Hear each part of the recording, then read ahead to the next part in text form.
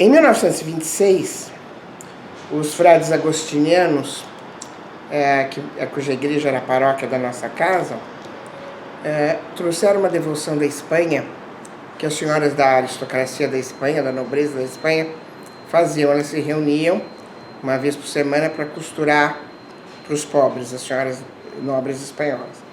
E eram as oficinas de caridade de Santa Rita de Cássia. E a minha avó, Sinha Prado, foi uma das primeiras.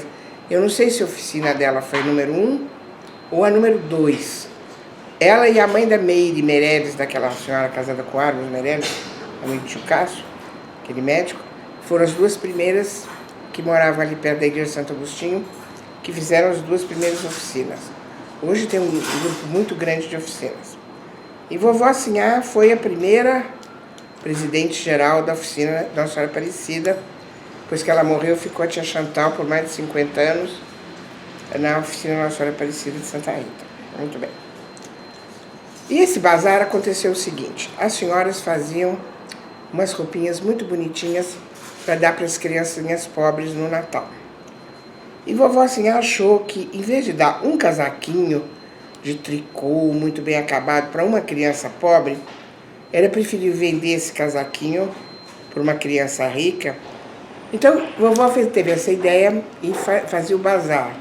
Vendia essas coisas melhores, arrecadava dinheiro e com o dinheiro comprava flanela para fazer roupinha para os pobres. E os primeiros bazares foram lá na própria casa de vovó. Eu era criança, eu adorava, porque punham uns arames, né, umas cordinhas em cima da sala de jantar, da sala de visita, do escritório do vovô, da escada. Era uma desordem total, e pendurava com aqueles pregadores de roupa, casaquinhos, roupinhas, vestidinhos de criança, toalhas bordadas, muita coisa bonita para o bazar de Santa Rita. E durava 3, 4, 5 dias. E eu, quando eu gostava de alguma coisa, pedia para a tia Chantal escrever reservado. Eu não sabia escrever ainda, mas ela escrevia reservado. Então, quase tudo que era mais bonitinho era reservado para mim. Então, o bazar de Santa Rita é uma coisa que tem muita memória para mim, que eu lembro da minha infância e tal. Aí cresceu muito, começou aí na Casa de Portugal, no vão da Gazeta, ali na Avenida Paulista, no Clube Holmes, depois no Pinheiros, no Paulistano, e finalmente agora há uns anos no Círculo Militar. E era assim, todo dia 22, porque o dia de Santa Rita é dia 22 de maio, né? Todo dia 22 tinha uma reunião. Então tinha um bolinho de café, uns salgadinhos. E o Padre Mariano, que hoje vai ficar santo, já foi santo, né? O Padre Mariano vai ser santo. Ele ia lá, presidia a reunião, rezava. Aí as senhoras levavam as roupas que tinham costurado e pegavam as roupas que cortavam. E a tia Chantal é que cortava as costuras. Ela tinha um quarto lá em cima, no sótão, onde ela cortava aquelas pilhas de costura. Ela tinha um calo na mão, de tanto cortar a costura com uma tesoura enorme, grossa. Cortava aquelas costuras e as senhoras costuravam as roupinhas. E tinha roupinha para criança, roupinha para maiorzinho, roupinha para velho. Mas, como a própria moça da diretoria atual falou, a Santa Rita agora está atualizando, evidentemente, o seu perfil de acordo com o novo conceito de caridade, que não é assistencialista, de promoção humana. Então agora a Santa Rita é uma ONG, e a pessoa vai nas creches e vê as necessidades dos assistidos, e aí pode fazer algumas coisas diferentes de costurar, e pode dar aulas, pode ensinar a dançar, pode ensinar, sei lá, informática, um monte de coisas. Mas é muito bonito, e nós acabamos de sair lá do bazar, que há muitos anos faz, e eu continuo como a mesma criança que eu era naquela época, a gostar de ir lá, e só falta escrever reservado nas coisas. Deixa eu ver meu depoimento aí. E o Padre Mariano? Eu lembro do Padre Mariano. O Padre Mariano, ele era muito simpático, ele falava pouco, as senhoras falavam muito.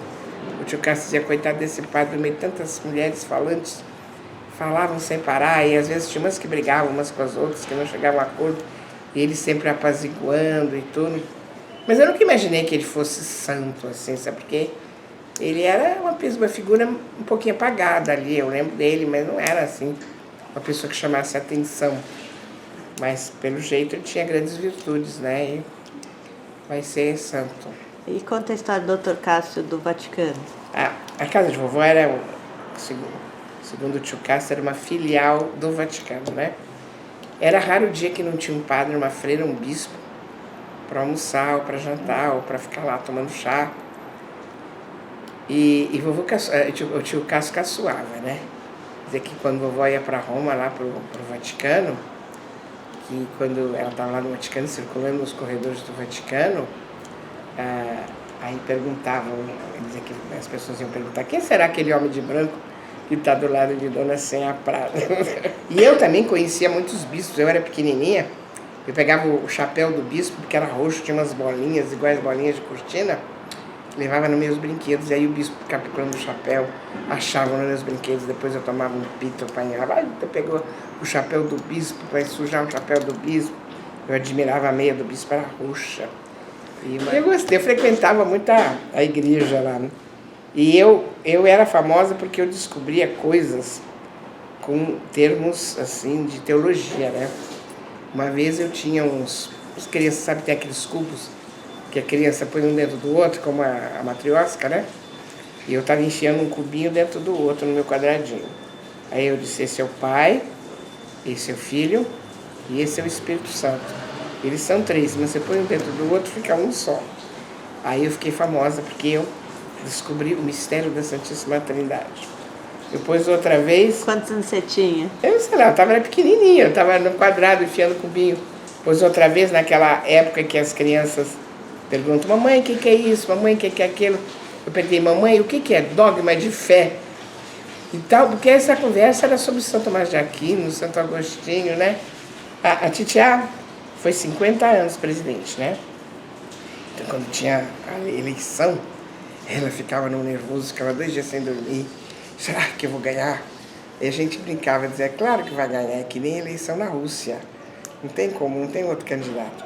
Porque a vida dela era Santa Rita. As outras senhoras tinham marido, tinham filho, tinham trabalho, tinham outras coisas para fazer. Ela não, ela só cuidava da Santa Rita, né? E quando ela ficou muito doente, a outra senhora que foi substituí-la, né, Maria Augusta Tolosa, ela dizia, ela está me substituindo só até eu melhorar. Porque ela nunca aceitou que ela não era mais a presidente, entendeu? Porque aquilo era terrível para ela. A vida dela foi isso. Então é uma obra que existe E você há foi lá muitos anos, mais de 80 na anos. obra lá? Fui uma única vez. Dona Chantal, né? A Joelina foi comigo. E as pessoas ficaram admiradas de saber que a Joelina era empregada da Dona Chantal, porque Dona Chantal era uma figura meio mágica, assim, né? Como é que Dona Chantal era uma pessoa que tinha cozinheira, que tinha sobrinha. Era assim, quase como uma santa, né?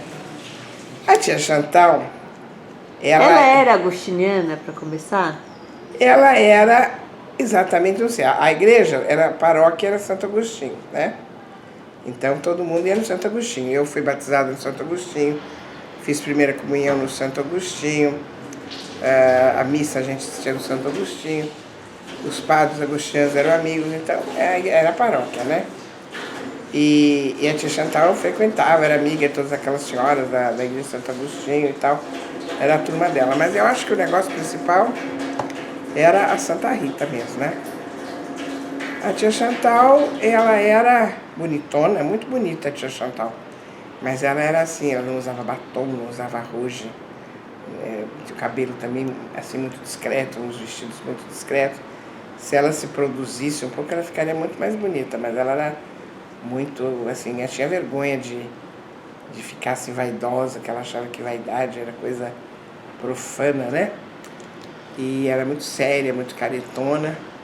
E vivia em função dessas coisas. E tinha aquelas monte de amigas e de senhoras. Eu uma vez estava no trem, indo para o Rio, e saí correndo, eu devia ter uns 4, 5 anos, e entrei num vagão, estava o cardeal com os bispos.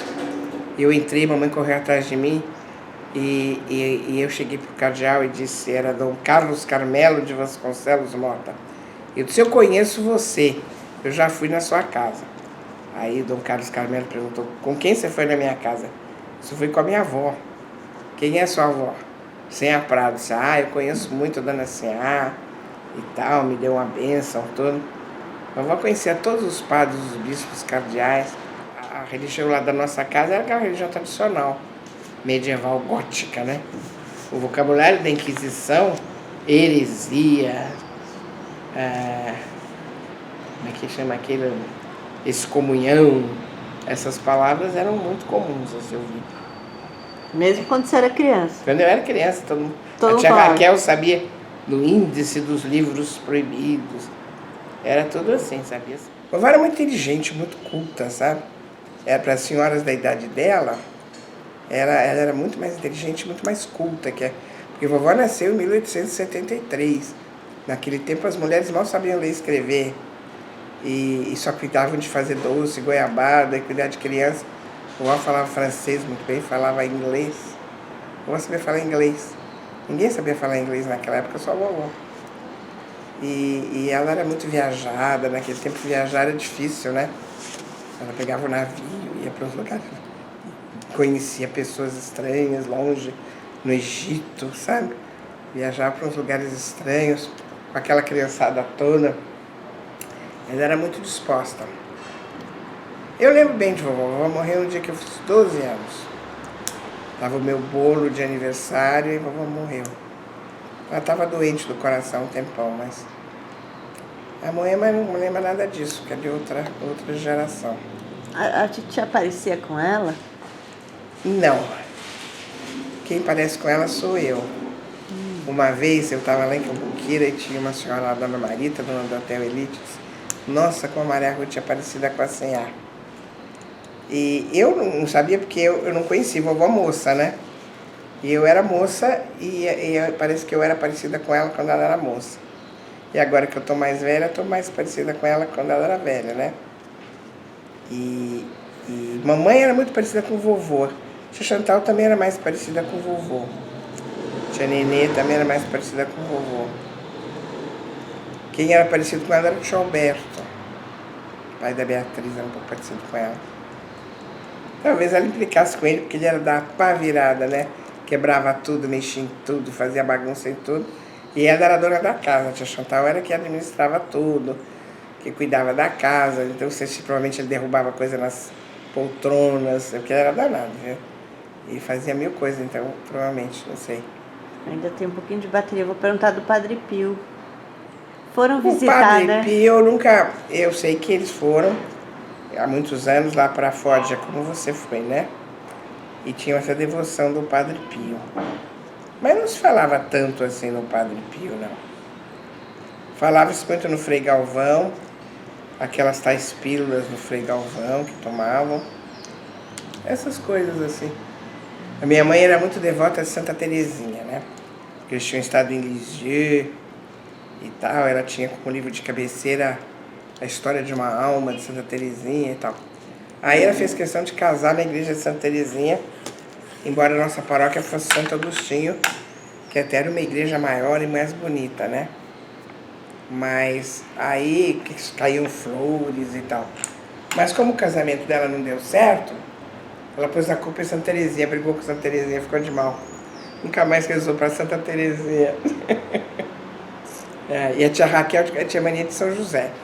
Tanto que foi casar na igreja de São José, que naquele tempo não tinha calçamento da fronte, era uma lama.